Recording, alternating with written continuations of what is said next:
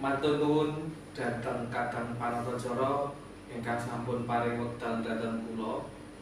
Assalamualaikum warahmatullahi wabarakatuh. Mugi kawilujengan sarta berkah dalem Gusti tansah kajiwa kasalira kula saha panjenengan sedaya wiwit wekdal menika ngantos ing salajengipun.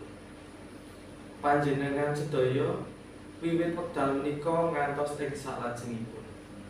Nuwun panjenenganipun para sesepuh, para pinisepuh kakung saha putri ingkang kinabekten, para bapak lan ibu ingkang minulya, sumrambahipun dumateng para tamu sedaya ingkang kinurmatan. Cobi saniki upamane jenengan pidato ning dilalai iki tanpa mic, dadi main guru ilmu. Niku pripun carane? Bengok ora apa-apa.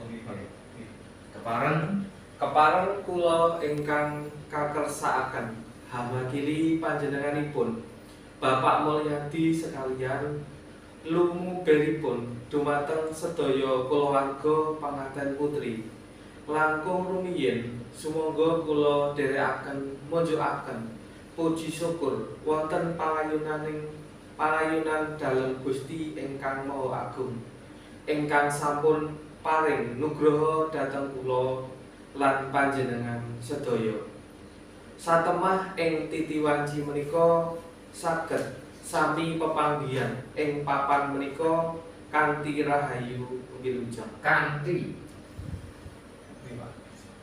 Satemah ing titi wanci menika saged